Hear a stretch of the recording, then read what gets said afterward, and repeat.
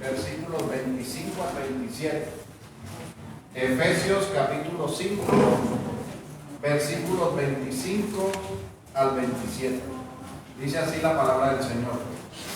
Maridos, amad a vuestras mujeres, así como Cristo amó a la iglesia y se entregó a sí mismo por ella, para santificarla, habiéndola purificado en el lavamiento del agua por la palabra, a fin de presentársela a sí mismo una iglesia gloriosa, que no tuviese mancha, ni arruga, ni cosa semejante, sino que fuese santa y sin mancha.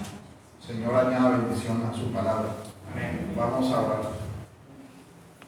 Señor Dios y Padre nuestro, Dios eterno, inmutable, fiel, justo, santo, santo, santo, quien vive por siempre y para siempre, venimos delante de ti, Señor, en humildad, reconociendo nuestra necesidad de ti, reconociendo que tú eres el Señor de nuestras vidas.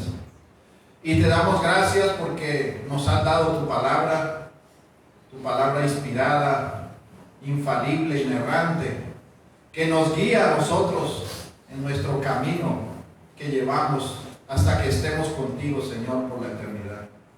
Señor, ayúdanos en este tiempo en que te adoramos, al sentarnos, al escuchar, al proclamar tu palabra, que seas tú permitiendo que por medio de tu Santo Espíritu seamos redarguidos, exhortados, animados, edificados por tu santa palabra. Que sea esta palabra guardada en nuestros corazones y que podamos ser hacedores de ella y no unos oidores olvidadizos. Pues esto es para tu gloria. Guíanos, Señor, nuestra debilidad, fortalécenos y ayúdanos. Te lo pedimos, Señor, en el nombre de Jesús. Amén. Amén. Bueno, mis hermanos, en esta mañana continuamos con nuestra predicación expositiva del libro de Efesios. Ya en los primeros 3 capítulos estudiamos la doctrina cristiana. Y en los capítulos del 4 al 6 hemos venido desarrollando la práctica de la vida cristiana. Así que en esta mañana lo primero que vamos a hacer es a recordar cómo el amor de nuestro Dios es la causa por la cual nosotros amamos y por la cual nosotros estamos capacitados para amar. De recibir este amor depende el que nosotros podamos amar. Es por eso que en esta mañana podemos preguntarnos lo siguiente: ¿por qué razón fuimos predestinados para luego ser adoptados como hijos de Dios? Voy a repetirla. ¿Por qué razón fuimos predestinados para luego ser adoptados como hijos de Dios? La respuesta está en la Escritura, y es por su amor, por su puro amor, por el puro afecto de su voluntad. Nada fuera de Dios mismo fue la causa de su amor. Nosotros leemos en Efesios 1:5, dice así la palabra: en amor, habiéndonos predestinado para ser adoptados hijos suyos por medio de Jesucristo, según el puro afecto de su voluntad. Ahora podemos hacernos otra pregunta: ¿cuándo nos amó Dios? La respuesta es que nos amó cuando éramos sus enemigos, mucho antes de que nosotros le conociéramos. Cuando estábamos muertos en nuestros delitos y pecados, Dios nos amó. Dice la palabra en Efesios capítulo 2, versículos 4 y 5. Pero Dios, que es rico en misericordia, por su gran amor con que nos amó, aun estando nosotros muertos en pecados, nos dio vida juntamente con Cristo. Por gracia sois salvos. Y nos podemos preguntar también, ¿qué tan grande es ese amor? La respuesta es que el amor de Dios excede todo conocimiento. Nadie puede medirlo, calcularlo, contenerlo. Solo es apreciable por medio de la obra de nuestro Señor Jesucristo. Dice Efesios 3:19. Y de conocer el amor de Cristo que excede a todo conocimiento, para que seáis llenos de toda la plenitud de Dios. Así que, hermanos, nosotros fuimos predestinados por el amor de Dios, por el puro afecto de su voluntad, cuando estábamos muertos en nuestros delitos y pecados, con un gran amor que excede a todo conocimiento. Y estas deberían ser suficientes razones para amarle, para servirle, para adorarle, ya que Él nos amó primero, y ese amor debe llevarnos a que le obedezcamos. Porque de qué otra forma podemos amar a Dios si no es por medio de nuestra sujeción y por medio de nuestra obediencia, por medio de una vida santa. Pues dice primera de Juan 5:3, pues este es el amor a Dios, que guardemos sus mandamientos, y sus mandamientos no nos son gravosos. No nos graban sus mandamientos ni su ley, porque es un deleite para el creyente amar y obedecer la ley de Dios. Entonces, si nosotros decimos que amamos a Dios y no guardamos sus mandamientos, nos mentimos a nosotros mismos. Estamos siendo mentirosos. Entonces, teniendo en primer lugar esto en cuenta en nuestros corazones, dispongámonos a escuchar la palabra, retenerla y poderla poner por obra, no siendo oidores olvidadizos. Así que después de meditar en el sermón anterior en cuanto a la práctica cristiana de las esposas piadosas, considero que en estas 2 semanas las mujeres han estado meditando en ese hecho y en cómo se debe aplicar y se deben sujetar a sus propios maridos como a Cristo. Pero ahora en el texto de hoy, nosotros comenzamos lo que es una meditación de un grande y profundo mandato bíblico que ha sido establecido por nuestro Dios para los esposos, como es amar a nuestras esposas así como Cristo amó a la iglesia. Así que es importante en primer lugar señalar que el amor al que hace mención el apóstol en este texto no es el amor filial o de amistad, no es el amor eros o de pareja o de enamoramiento físico, sino que es uno que es exclusivo de los creyentes. Este es el amor ágape. Esa es la palabra en griego, amor ágape. Y ese es un amor que ha sido dado solo por el Espíritu Santo para que los creyentes lo pongan por obra. Es el amor de nuestro Dios por su pueblo, por su iglesia. La palabra griega que encontramos de amor dice que debemos amar a nuestras esposas. Y es la misma palabra que nosotros leemos en Efesios 1:5, cuando dice, en amor, habiéndonos predestinado para ser adoptados hijos suyos. La misma palabra de amor del mandato del texto que estamos leyendo hoy es la misma palabra de amor que nuestro Dios está expresando en Efesios 1:5. Así que este amor es el amor que se desprende del fruto del Espíritu Santo.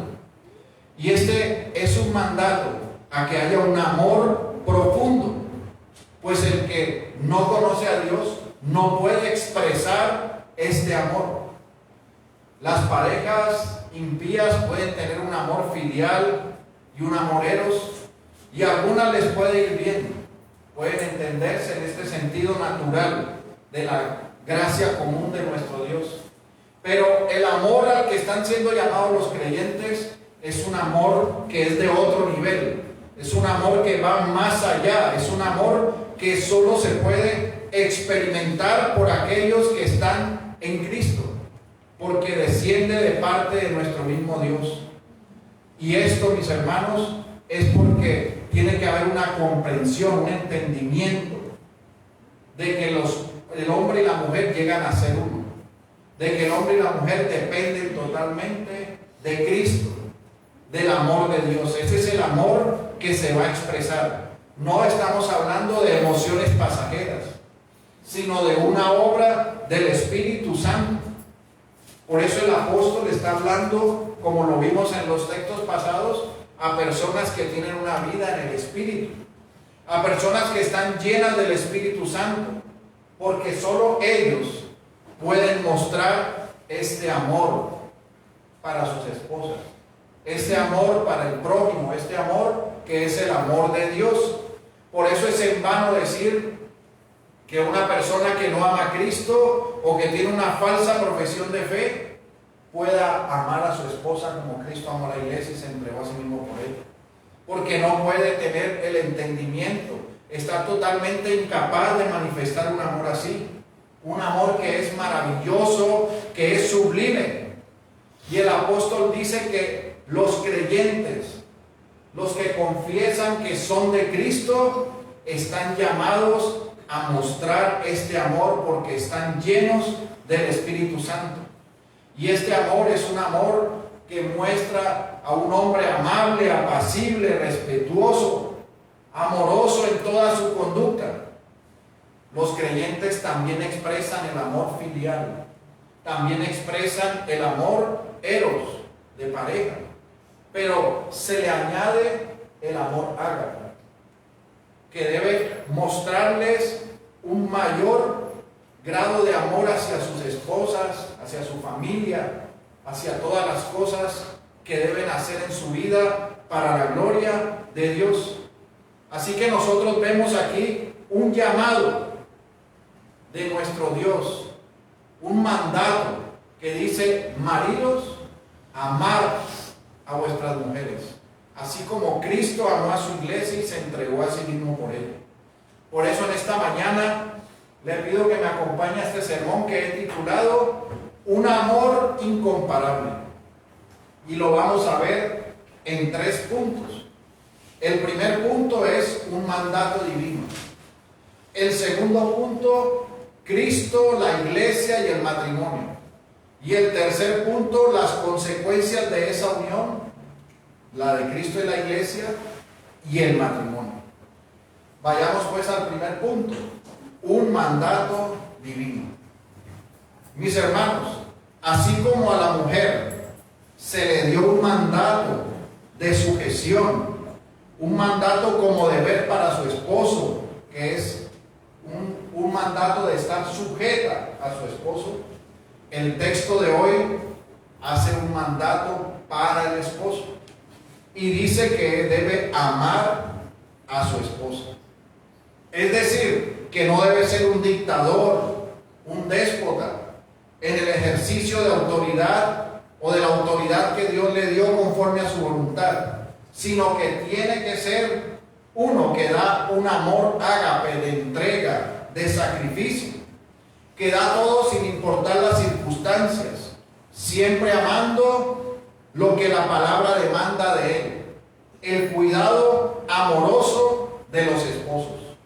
Leemos nosotros en Proverbios 5:18: sea bendito tu manantial y alégrate con la mujer de tu juventud. Como sierva amada y graciosa gacela, sus caricias te satisfagan en todo tiempo, y en su amor recréate siempre. Hermanos, es una bendita bendición que el Señor le ha dado a nuestras vidas por medio de nuestras esposas. Pues Él mismo dice en Proverbios 18:22: el que haya esposa, halla el bien, y alcanza la benevolencia de Jehová. Así que el presente mandato que la palabra está dando es una confirmación de la voluntad preceptiva de nuestro Dios en el amor incondicional hacia la esposa. Y este es un mandato creacional. Este mandato de este amor es dado desde la creación. Fue establecido así por nuestro Dios. Pues, ¿qué fue lo que dijo Adán cuando recibió a Eva? Nosotros lo leemos en Génesis 2:22. Y de la costilla que Jehová Dios tomó del hombre, hizo una mujer y la trajo al hombre. Dijo entonces Adán: esto es ahora hueso de mis huesos y carne de mi carne. Esta será llamada varona, porque del varón fue tomada. Para muchos autores, estas palabras de Adán son un poema. Es una declaración que expresa su amor por su esposa. Pues recordemos que el diseño de Dios es varón y hembra los creó. Y Él determinó a la mujer estar sujeta al hombre y al hombre enseñorearse sobre ella, para que la cuide y la sustente, para que ejerza un dominio conforme a la voluntad de Dios, con un amor incomparable. Y la expresión de Adán nos deja ver a nosotros esa línea del amor de los esposos, del amor sacrificial de los esposos desde la creación. Y en el Nuevo Testamento el texto está martillando sobre el mandato del diseño de Dios para los esposos. Y es una orden de amar. Y en este sentido, este mandato también guía al hombre a dejar la amargura, a dejar la rabia, el odio, el maltrato por su esposa. Como dice Colosenses 3:19, marido, amad a vuestras mujeres y no seáis ásperos con ellas. Es un llamado para cuidar con delicadeza. Y solo el amor lleva a este cuidado tierno. Como dice el apóstol en 1 de Pedro 3:7.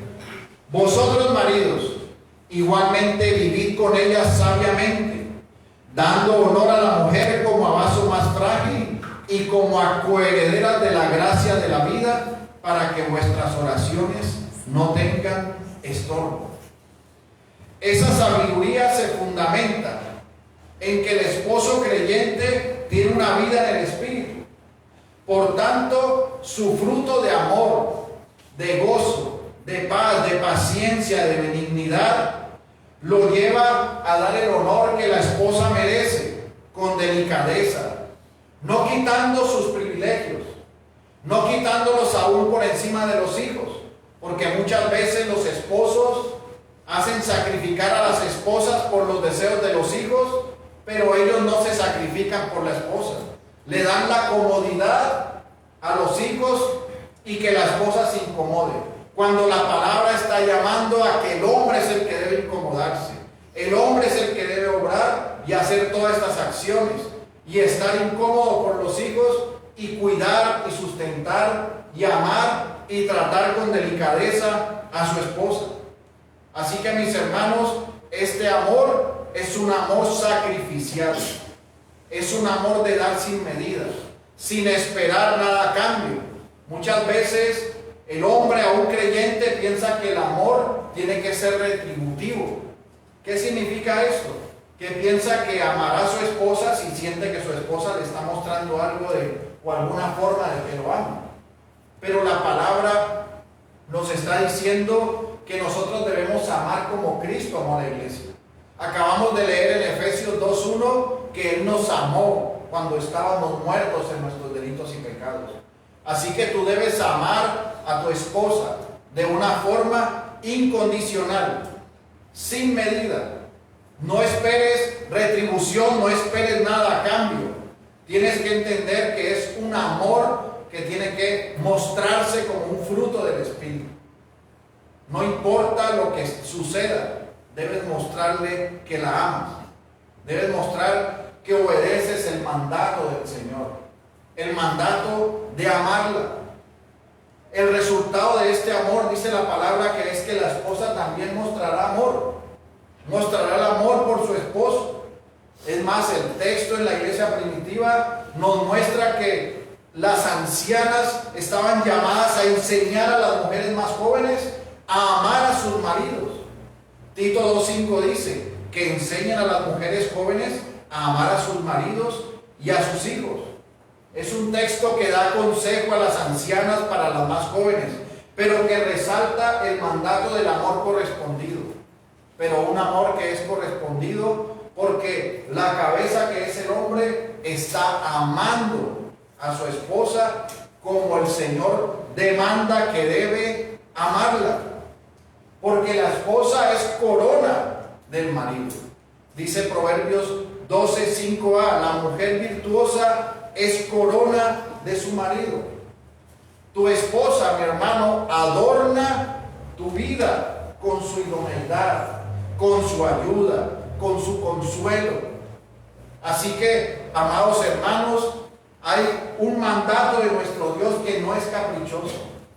Él, en su infinita sabiduría, el Dios creador de todas las cosas, quien existe de sí mismo, quien nadie lo creó, quien nadie le ha dicho que haga, el que es toda sabiduría, toda bondad, toda justicia, aquel que es fiel a sus promesas, determinó que los hombres deben amar a sus esposas como Cristo amó a la iglesia y se entregó a sí mismo por ella. Aquí nos están dando opciones. Aquí nos está diciendo, si te trae la comida caliente, ámala. Si te trae ciertas cosas, ámala.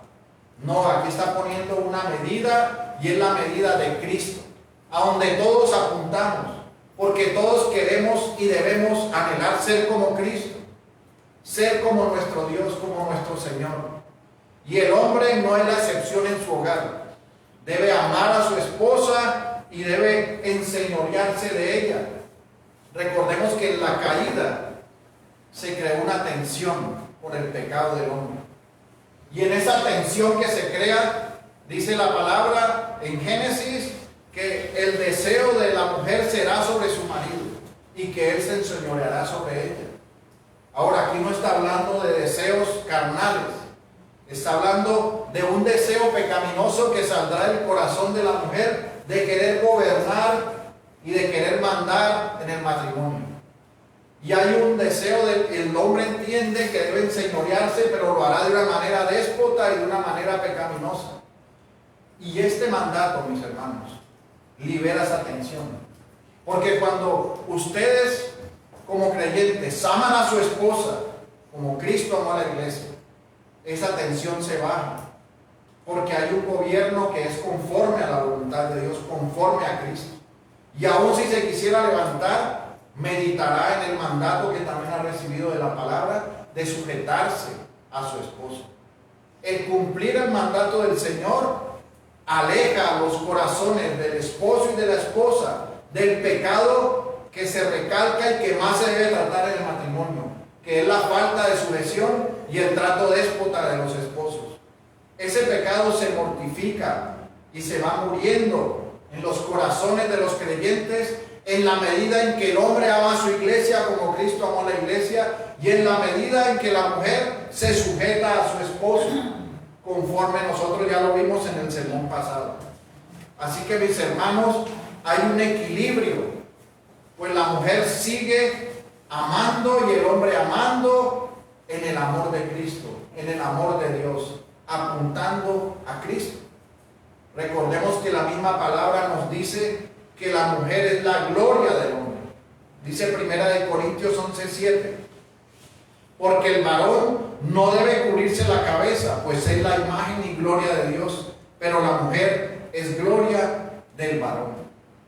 Así que, mis hermanos, hay que ser esforzados y valientes, orar para poder obedecer este mandato de amar a nuestras esposas, pues ellas son honor, adorno y deleite del varón, y en unión con ellas podemos ver la bendita unión que existe entre Cristo y la iglesia. Todo el amor, el sacrificio personal, el servicio que Cristo gastó en la iglesia proporcionan el tipo del deber del esposo a su esposa. Y esto nos lleva al segundo punto: Cristo, la iglesia y el matrimonio. Hemos comprendido el mandato divino a amar, y el apóstol lo une con una exposición de los deberes de la vida conyugal y viene a hacer una comparación o establece una declaración que es muy importante. Dice que los esposos deberán amar a su esposa así como Cristo amó a la iglesia. Y empiezan a desarrollarse las verdades de la relación entre Cristo y su iglesia. La iglesia se casa con Cristo. Nosotros leemos en Isaías 62:5, pues como el joven se desposa con la virgen, se desposarán contigo tus hijos, y como el gozo del esposo con la esposa, así se gozará contigo el Dios tuyo. Este texto apunta a la relación de Cristo con la iglesia Y en ese sentido debemos comprender que la iglesia, propiamente hablando, tiene un solo esposo. Ella no es una adúltera, es una virgen desposada con el Cordero, desposada con nuestro Dios. Pero el Cordero de Dios, nuestro Señor Jesucristo, amó su iglesia desde antes de la fundación del mundo y para su gloria. Y aquí, mis hermanos, es importante que hagamos una línea de tiempo en relación al amor de Cristo por su iglesia, para poder llegar a comprender la magnitud del amor que deben tener los esposos por las esposas. Y en analogía del creyente, también el amor que se debe tener por el prójimo, el amor que se debe profesar como verdaderos creyentes. Y es que el amor de la iglesia nació primeramente, el amor de la iglesia de Cristo por su iglesia nació primero en el decreto eterno, antes de la fundación del mundo, antes de que el mundo fuese, el Señor era. Y en ese estado de divinidad ya estaba el amor de Cristo por su iglesia. Leemos nuevamente en Efesios 1, versículos 4 al 7, dice así la palabra: bendito sea el Dios y Padre de nuestro Señor Jesucristo, que nos bendijo con toda bendición espiritual en los lugares celestiales en Cristo, según nos escogió en Él antes de la fundación del mundo, para que fuésemos santos y sin mancha delante de Él, en amor, habiéndonos predestinado para ser adoptados hijos suyos por medio de Jesucristo, según el puro afecto de su voluntad, para alabanza de la gloria de su gracia, con la cual nos hizo aceptos en el amado, en quien tenemos redención por su sangre, el perdón de los pecados según las riquezas de su gracia. Así que, mis hermanos, ¿notan ustedes la relación de ese gran amor? El texto está hablando de una elección incondicional desde antes de la fundación del mundo, en amor. ¿Por medio de quién? Por medio del único y suficiente mediador, por medio del único camino, la única verdad y la única vida, que es nuestro Señor Jesucristo.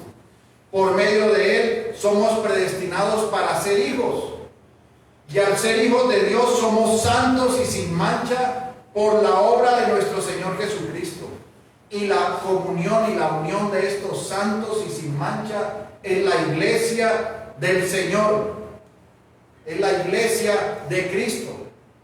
Esta unión de los santos es la iglesia por la cual el Señor murió, la cual el Señor ha amado desde antes de la fundación del mundo. Dice Efesios 1:1, Pablo, apóstol de Jesucristo por la voluntad de Dios, a los santos y fieles en Cristo Jesús que están en Éfeso. ¿Y quiénes son los santos y fieles? La iglesia del Señor, la que Él compró con su sangre.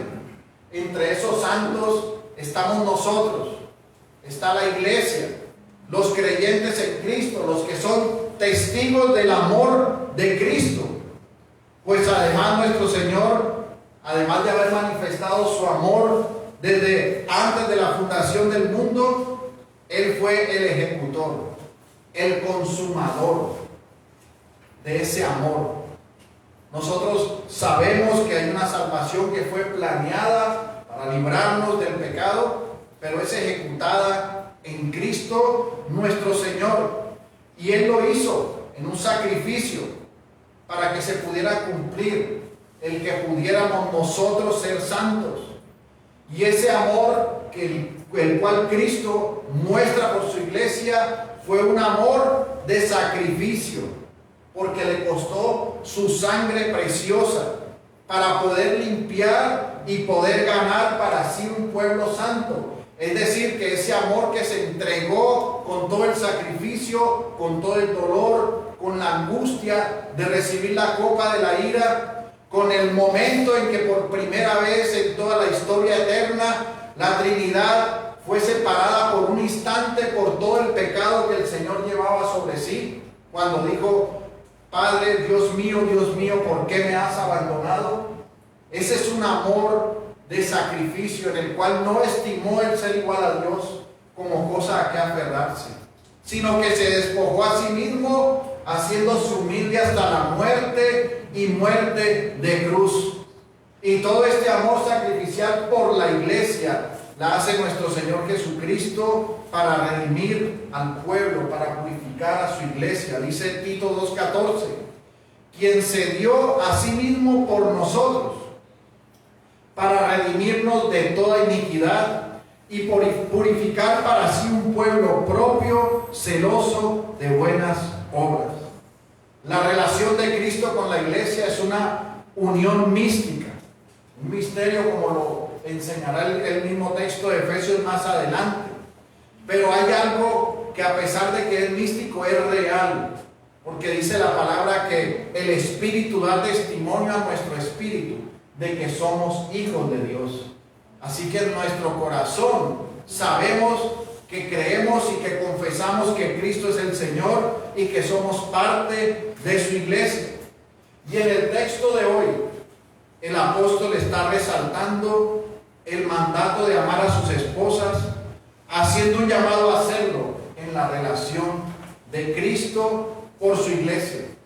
Por eso es importante entender lo que Cristo ha hecho por su iglesia, en ese plan perfecto en el cual Él vino a restaurar todas las cosas. En la consumación en la cruz hay una restauración de la relación de esposo y esposa, una restauración que es para este tiempo por medio de la palabra, porque cuando estemos con el Señor por la eternidad ni nos casaremos ni se darán en casamiento.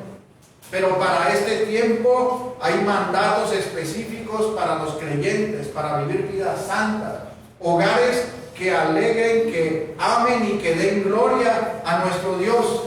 Y dentro de eso está el mandato de amar como Cristo amó su iglesia. Porque nosotros, como el pueblo de Dios, podemos comprender el gran amor de Cristo por su iglesia a través de las Escrituras. Nosotros vemos desde la historia de redención, desde la promesa, desde el día en que se anunció nuestro Señor Jesucristo, que habría enemistad entre la simiente de la mujer, entre la simiente santa, y cómo progresivamente se iban dando las profecías de todo lo que el Señor haría, como en Isaías 53 se habla del sacrificio de Cristo por amor a su iglesia, de que fue Él molido por nuestros pecados, que el castigo de nuestra paz fue sobre Él y por sus llagas fuimos nosotros curados. Vemos nosotros el cumplimiento de todo en la obra de Cristo por su iglesia, en ese sacrificio que Él hizo. Y en este punto, mi hermano, si tú comprendes un poco de lo que hemos visto de la relación de Cristo con su iglesia, tú debes preguntarte lo siguiente: ¿amas a tu esposa al punto de que darías todo por ella? ¿Amas a tu esposa al punto de que te negarías a ti mismo por amor a ella? ¿Amas a tu esposa al punto que no escatimarías nada de tu ser por amor a ella? ¿La amas al punto de padecer por ella, de sufrir por ella, con tal de que sea presentada con el honor que merece? Debes meditar en tu corazón, responderte en tu corazón estas preguntas, porque si tú no lo haces, mi hermano, en esta mañana hay un mandato para que obedezcas, para que ames a tu esposa como Cristo amó la iglesia y se entregó a sí mismo por ella. Nuestro Señor Jesucristo es el Señor de su iglesia. Es la piedra angular, es la cabeza de la iglesia, a la cual se sujeta su pueblo. Pero Él dio todo por su iglesia.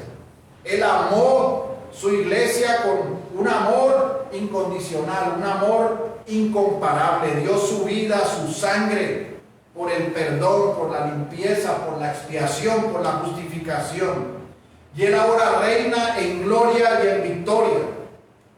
Y Él ha trasladado su victoria a la iglesia, donde la iglesia permanecerá para siempre.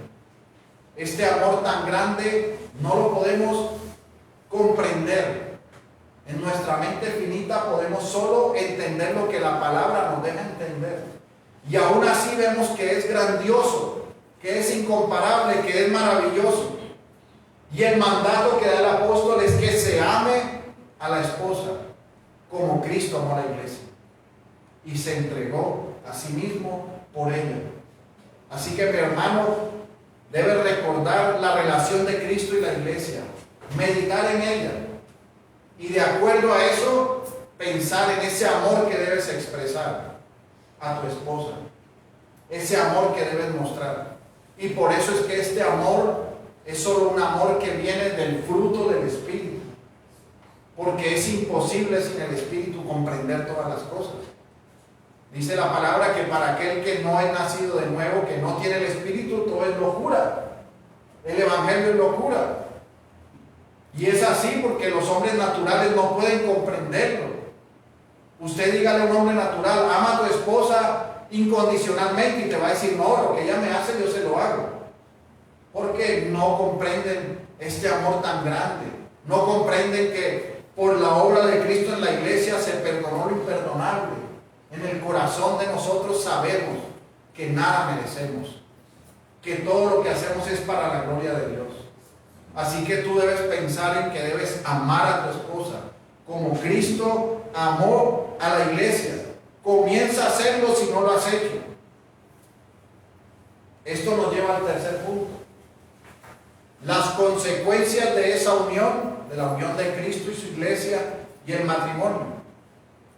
Mis hermanos, hemos visto el mandato divino de amar a las esposas. La forma en que se ve dar ese amor, como la de nuestro Señor por la iglesia. Y ahora vemos los resultados de ese amor.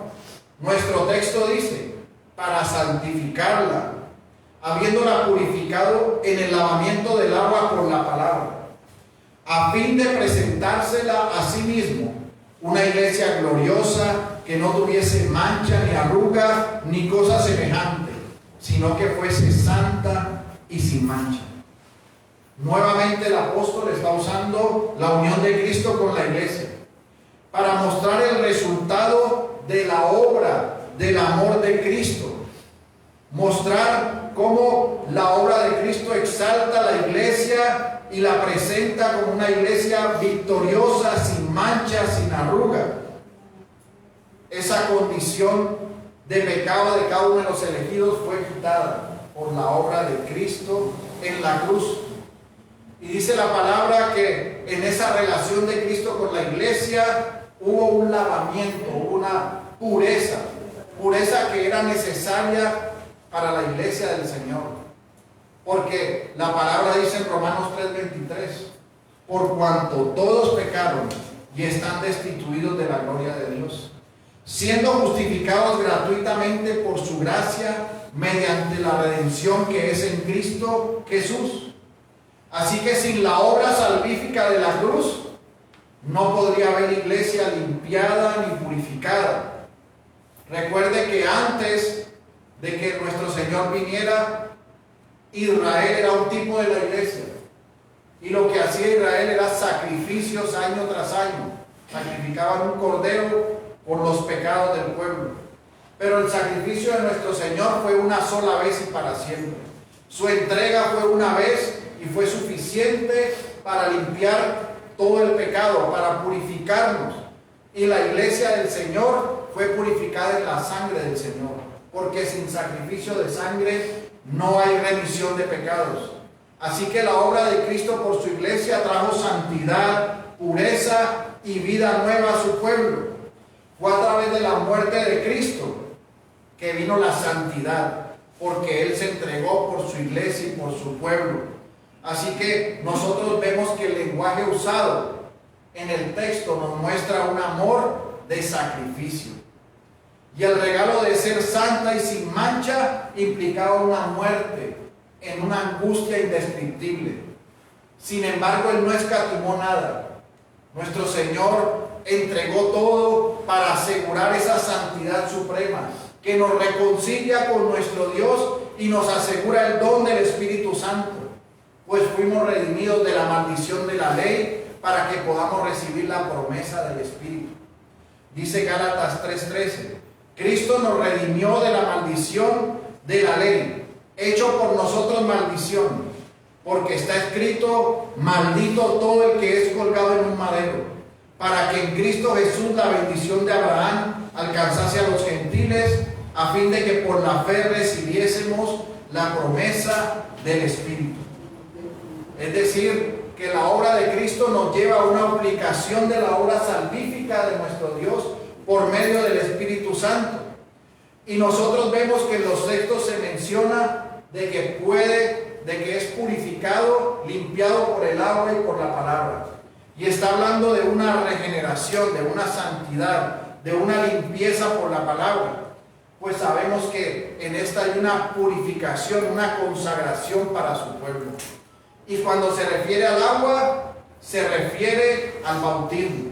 Pero no se está refiriendo a que el bautismo sea regeneracional, sino que por la palabra viene la limpieza del corazón. Porque el llamado al pecador se hace por medio del Evangelio, que es la palabra de Dios.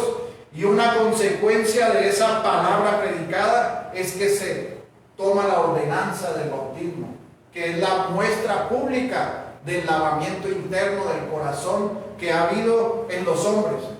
Y todo esto lo tenemos por la obra de Cristo en la cruz, por el amor que Cristo tuvo por su iglesia. Por esa razón nosotros somos limpiados, somos purificados y podemos mostrar una vida y un testimonio de que somos hijos de Dios por la obra de Cristo. Ahora, esta labor sacrificial es la misma que debe tener el esposo por la esposa. No que va a hacer lo que Cristo hizo, porque eso solo lo puede hacer Cristo. Pero se está señalando un camino para los hombres. Se está señalando un camino para los esposos. Esta comparación es la comparación con la obra magnífica de nuestro Señor Jesucristo, de la relación de Él con su iglesia, de lo que Él ha hecho por su pueblo. Y dice el texto que así debemos amar a las esposas. Entonces, ¿cómo podemos tomar como ejemplo o como aplicación el hecho de que el Señor dejó que su iglesia fuera limpia, santa, purificada, sin mancha? Bueno, mis hermanos, un hombre piadoso y temeroso de Dios va a enseñar a su esposa las Escrituras. Se la va a exponer con su ejemplo a una vida de santidad. La va a llevar a que tenga el estándar de Cristo. Sabemos que en nuestra debilidad no podemos alcanzar todo en Él, pero sí caminamos siguiendo la meta, y esto incluye ese mandato de amar sacrificialmente a la esposa, de enseñarle la verdad del Evangelio, de enseñarle la palabra, para que al final de nuestros días, como esposos, podamos decir, como dijo el apóstol Pablo en Filipenses 3:3, hermanos, yo mismo no pretendo haberlo alcanzado, pero una cosa hago, olvidando ciertamente lo que queda atrás y extendiéndome a lo que está delante, prosigo a la meta, al premio del supremo llamamiento de Dios en Cristo Jesús. Así que, mi hermano, debes preguntarte, ¿estás siendo un esposo como Cristo, como nuestro Señor nos lo deja en ejemplo, como el mandato que la palabra está dando? Si no es así, arrepiéntete. Vive como nuestro Señor Jesucristo. Debes entender que este es el diseño del Señor, el diseño de nuestro Dios. Él purificó a su iglesia a fin de presentarla gloriosa, sin mancha, sin arruga, santa delante de Él. Y sabemos que este texto se refiere al tiempo de la segunda venida de nuestro Señor Jesucristo, en el que recibirá a su iglesia cuando Él venga por segunda vez, y su iglesia será presentada tal y como es, como Él lo ha hecho. Nosotros estamos en un proceso, estamos creciendo, estamos aprendiendo, pero va a haber un resultado glorioso de la iglesia. El apóstol está mostrando en estos textos esa relación de Cristo con su iglesia hasta el momento glorioso de su segunda venida. Y lo está mostrando como un ejemplo de cómo debe ser el amor del esposo por la esposa, de cómo el esposo debe guiarla a vivir y a presentarla con honor, debe llevarla a vivir en tranquilidad, sustentando y haciendo todas las cosas para la gloria de Dios, guiándola en el amor a la santidad en Cristo, haciendo que la sujeción sea llevadera, amorosa. Así que, mi hermano, hay que seguir el ejemplo de Cristo. Y si tú no te has casado, debes también meditar en ello, porque algún día tendrás que hacerlo. Tendrás que amar a tu esposa como Cristo amó a la iglesia. Y si no te vas a casar, o si vas a permanecer solo, o si eres soltera, aún así debes meditar en lo que la palabra enseña, porque este amor también se debe mostrar a los demás, se debe mostrar al prójimo, debe ser un ejemplo para nuestra vida. Pero, mis hermanos, debemos ser animados por la palabra en este día, para amar a las esposas como Cristo amó a la iglesia y se entregó a sí mismo por ella. Así que debemos entender el mandato entregado por nuestro glorioso Salvador y seguirlo de manera estricta. Y que el Señor nos ayude para ser hombres como Cristo y para amar como Cristo. Oremos. Señor Dios, te damos gracias en este día, en que nos hemos acercado a tu palabra para poder, Señor, entender tu mandato de amar a nuestras esposas como Cristo amó a la iglesia y se entregó a sí mismo por ella. Exaltando la grandeza de la obra tuya, Señor mío, Señor nuestro. Esa obra que tú hiciste perfecta por tu iglesia, que no escatimaste nada y te entregaste en un amor de sacrificio para que como tu pueblo pudiéramos ser limpios, santos y sin mancha delante de ti, por amor, habiendo sido escogidos desde antes de la fundación del mundo, habiendo sido predestinados en Cristo. Te damos gracias, Señor, porque entendiendo esta obra y ese amor tan grande y tan incomparable, asimismo debemos amar a nuestras esposas. Sabemos que no lo haremos como tú, Señor, pero sabemos que tenemos la fortaleza del Espíritu Santo. Somos llenos del Espíritu para poder caminar cada día y crecer en el desarrollo de este amor conforme a las Escrituras. Ayúdanos, Señor, y guíanos y perdónanos por todas las veces que hemos fallado por no amar a nuestras esposas como tú demandas que las amemos, Señor. Ayúdanos a servirte con humildad y con un corazón en santidad, dando gloria a tu nombre. Guárdanos, Señor, y ayúdanos. Te lo pedimos en el nombre de Jesús. Amén.